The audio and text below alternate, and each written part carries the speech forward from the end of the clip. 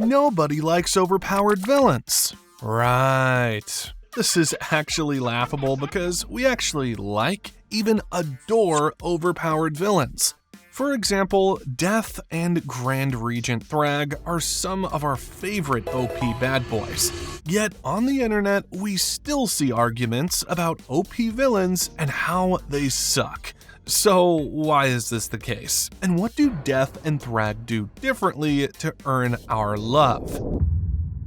The first problem with overpowered villains is best understood when we examine these two events separately.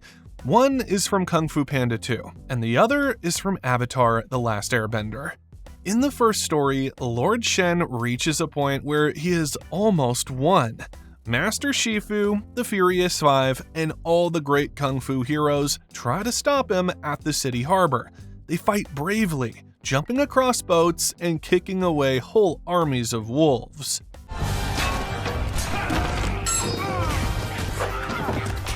For a moment, it looks like teamwork can beat Shen. Then the peacock does the one thing that makes him dangerous beyond normal kung fu. He orders his own men to fire while his soldiers are still in the way. Boss Wolf hesitates because he understands what that order means. Shen says it again, fire, but the wolf refuses, so Shen kills him with a blade and aims the cannon himself.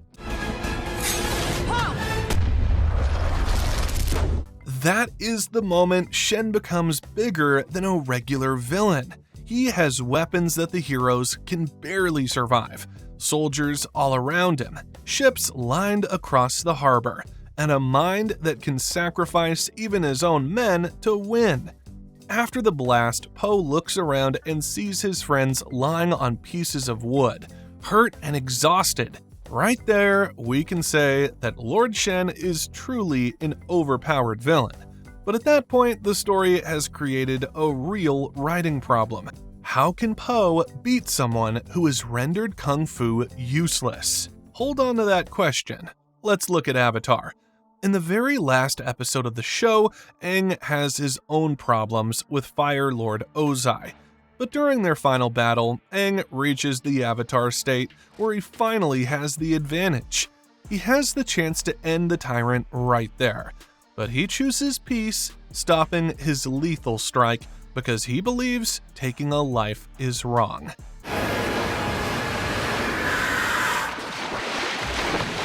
The problem is, just like Shen earlier, Fire Lord Ozai has no qualms about killing anybody. So, because of his lack of restraint, we can say that he possesses an unfair advantage, since he will commit terrible actions that the hero will never do. This means Ozai is an overpowered villain. This puts the story in the same dilemma as Kung Fu Panda.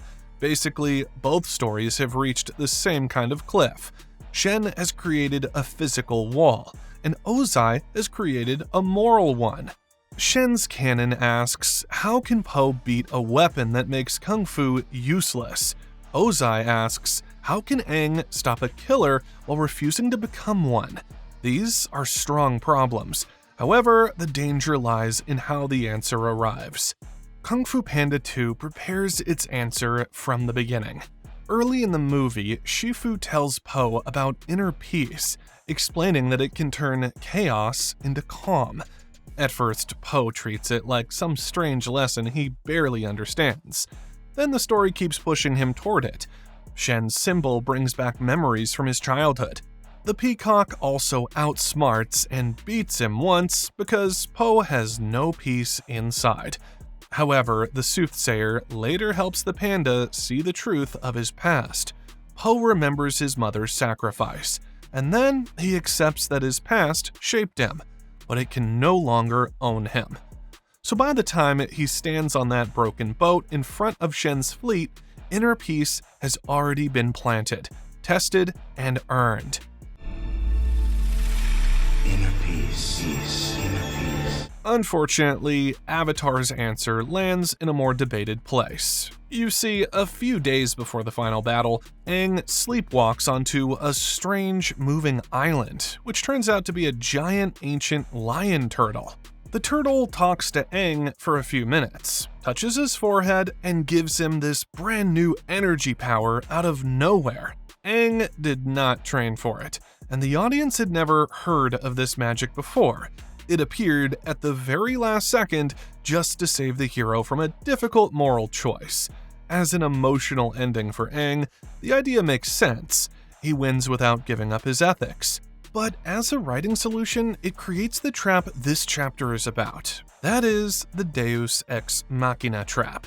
This happens when the villain becomes such an impossible feat that the story needs a last-minute trick to beat him. So the real issue with overpowered villains starts here. But the other problem starts where there's a lot of magic, but no real logic. Okay, so let's put King Magnifico under the light for a second. This is basically what we know about him. He rules over the kingdom of Rosas as a completely accomplished sorcerer. Years of intense study gave him immense magical powers, making him the only supernatural being in the entire land.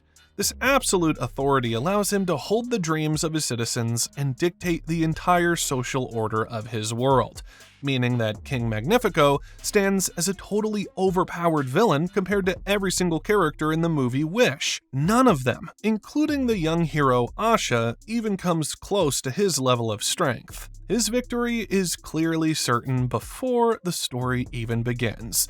And that is where the problem also starts, because the movie gives Magnifico a lot, but it never gives the audience a clear map of how it all works. We hear that he studied magic. Fine, that explains why he can perform spells. But how did that study turn into a kingdom built around wishes? What the heck is even the source of the power? For another sorcerer like Jafar, we could clearly track his source of power, the lamp. Even before this, we knew him as a royal vizier whose real abilities were cunning, intelligence, and the use of enchanted artifacts like his cobra staff.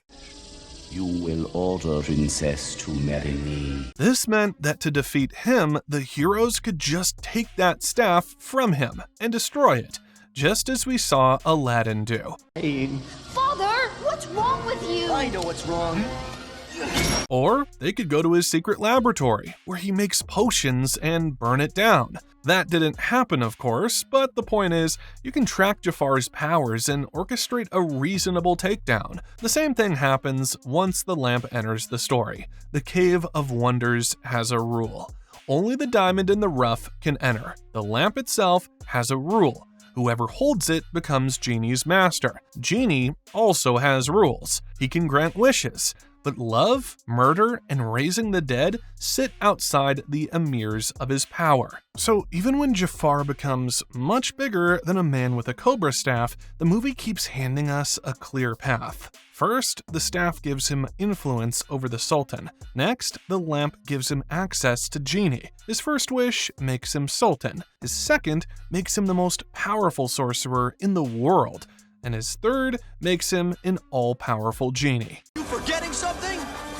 You wanted to be a genie? You got it! That final upgrade comes with cuffs and a lamp of his own, which isn't surprising because we could easily track why. King Magnifico offers no such clarity because his magic lacks a concrete anchor. The script treats his sorcery as an infinite, vague resource that can change properties on a whim. At first, the magic simply involves floating blue orbs inside a castle vault. Then, a tiny star creature falls from the sky to help Asha, creating a threat to the king's authority. Next, Magnifico runs to his study, opens a forbidden book of dark magic, and absorbs a swirl of green fire to increase his strength. This action triggers a massive escalation in his abilities without any clear explanation of the new rules. Suddenly, he can shoot energy blasts, track people through the woods, and turn a boy named Simon into a brainwashed night minion. Then, during the Grand Castle ceremony, his power expands further as he captures Star and sucks the cosmic creature directly into his staff. He waves the scepter and shoots thick green glowing ropes that instantly bind Queen Amaya and every single citizen.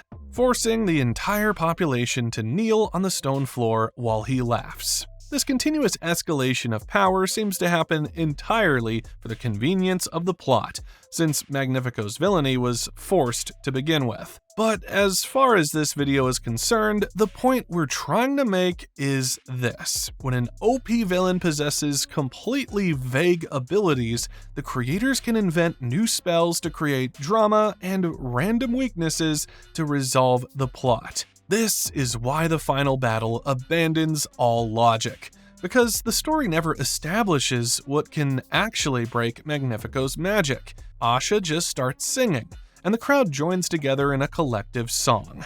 Then a bright light suddenly shines from their chests. The green magic cracks, and a weird wind sucks Magnifico backward directly into his own staff, trapping his body. I'm dying of cringe just saying it. But yeah, this victory was so unearned because we don't even know the actual mechanisms of it. Why did a song suddenly overpower a sorcerer who has a book of dark magic and a cosmic star? Even more important, what rule within the staff caused it to swallow its own master? The movie leaves these questions entirely unanswered, thus revealing the true cost of vagueness in storytelling. So if a writer does not explain what a villain can and cannot do, it kills tension and believability. But things become even more interesting when an OP villain is so overpowered to the point where the hero has no solution, yet we still love them.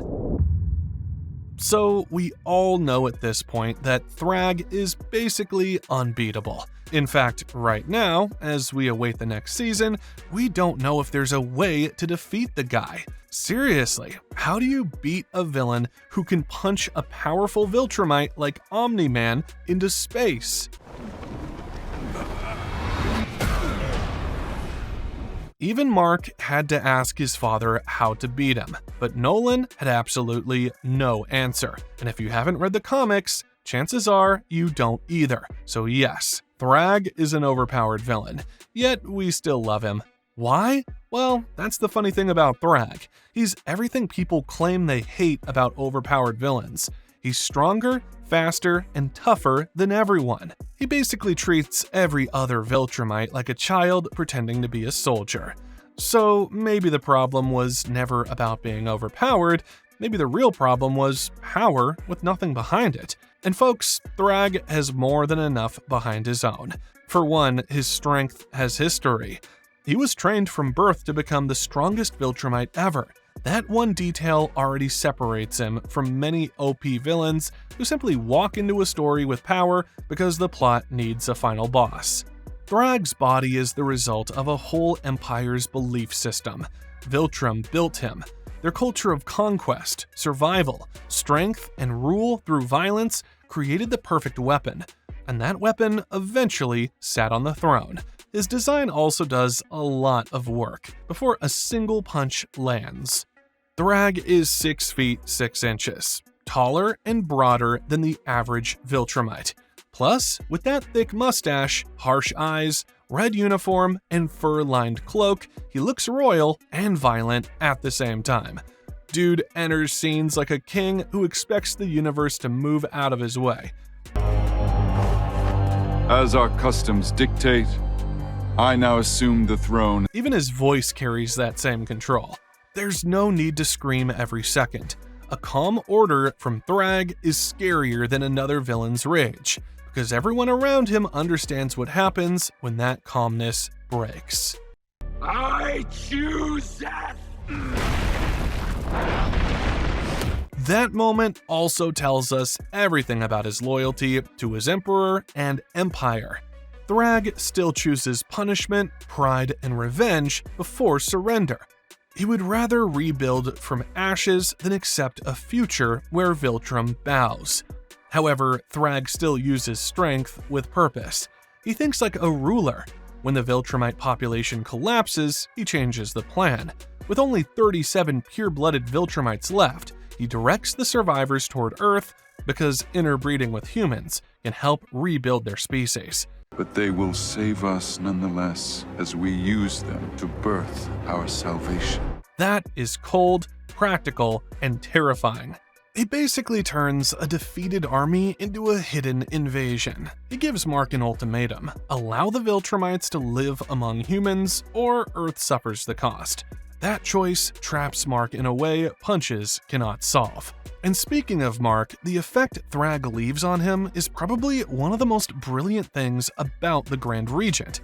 In the Season 4 finale, Mark returns to Earth carrying the mental wreckage of the Viltrumite War. The PTSD the kid suffered while back on Earth was simply the icing on the cake of how OP Thragg was.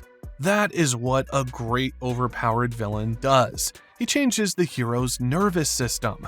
Mark spends most of the series solving problems with his body. He gets hit, bleeds, heals, and gets back up. Then, Thragg comes along to damage the part of him that cannot simply regenerate overnight. The fear sits inside peaceful moments.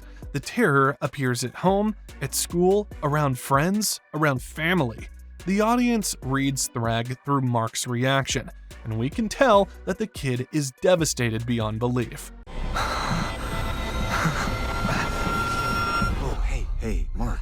So yes, Thragg is overpowered. Absolutely. The man is a walking empire with a mustache. But he is loved because he is well written to the T. His origin explains his strength. His design sells his authority. His voice gives him control. His actions prove his intelligence. His effect on Mark proves how terrifying he is. And his dedication to Viltrum gives his violence a reason. But the truth still remains that OP or not, Thragg will eventually meet his end. There would be something that finally overpowers him. So how about someone whom nothing overpowers? This is usually where things get tricky the most. A unique kind of terror appears when a story introduces a character who can never be overpowered. Most OP villains still have some secret door the hero can force open, but Death from Puss in Boots has no door because he is the end of the road. And I don't mean it metaphorically or rhetorically or poetically or radically. I'm Death, straight up. That makes him one of the most unfair villains here, and somehow also one of the most loved. That sounds strange when you really think about it, because people spend their whole lives trying to avoid what he represents. We build hospitals to delay him, we tell jokes to hide from him, and we chase money, fame, love, family, legacy, anything that makes time look less scary. Nobody wants the whistle or to look at life and realize there's a final page.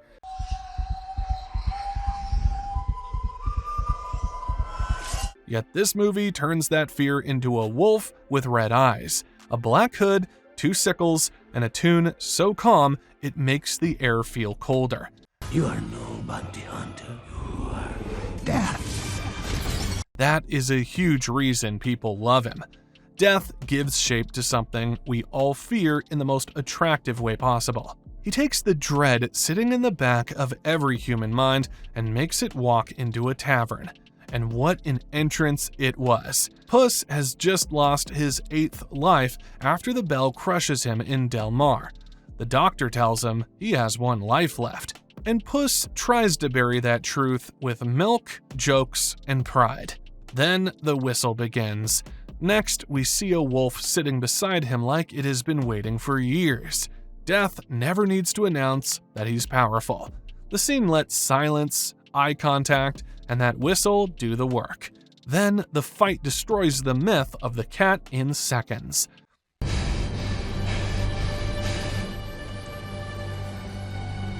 That small cut is bigger than any explosion because the legend has finally been touched. Puss has spent 8 lives treating danger like a stage. Death turns the stage into a mirror, and that is the real genius of his character. Death is loved because he's terrifying, but also because he's right. He hates Puss for wasting 8 lives and laughing at the very thing every other creature gets only once. His anger has meaning. He represents the truth that life is precious because it ends. That is why the final duel works so well. Puss has friends to protect and one life he finally wants to cherish. He admits he can never defeat death, yet he stands his ground anyway, because a good life comes from facing death and choosing to live with meaning. I came here for an arrogant little legend. Thought he was immortal.